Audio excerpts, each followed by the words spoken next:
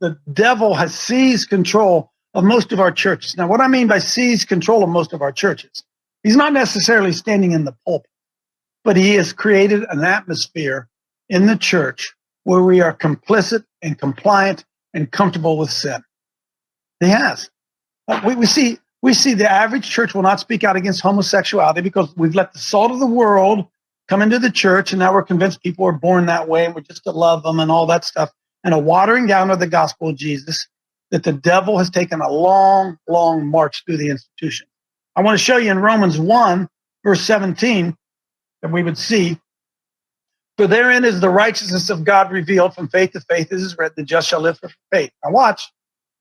For the wrath of God is currently being revealed. The wrath of God is revealed. It's being revealed right now. What we see going on around us is the wrath of God. What do you mean, the wrath of God? Well, it means this. When your own children get out of control and you've reached the point where you don't think you can do anything about it, you say, oh, well, you're going to do what you're going to do. And that's the hand of God being taken off. That is the wrath of God being poured out. Say, okay, I ain't going to mess with you. If you're going to do that, you're going to do it. Those homos are without excuse.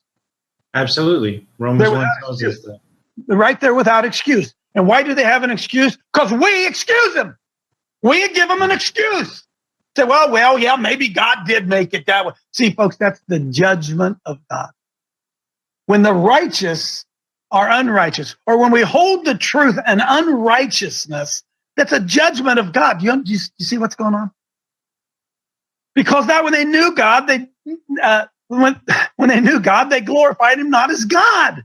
Neither were they thankful, but they became vain, and their imaginations, their foolish heart was darkened. They became professing themselves to be wise. They became fools and began to follow scientific studies and researchers and college professors and started following all this stuff. And then all these experts come into the church, and the next thing you know, they've taken control of the church. They've changed the glory of the uncorruptible God into image like into corruptible man, into birds and four-footed beasts, creeping things. So God just said, that's it, man. So God also gave them over to the uncleanness through the lust of their own hearts to dishonor their own bodies between themselves. You change the truth of God into a lie, worship and serve the creature more than the creator, who is blessed forever. For this cause. For what cause? We just read it. We just read the cause.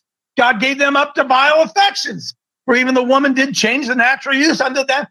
See, God isn't going to judge America because of homosexuality. Homosexuality is the judgment of God on America.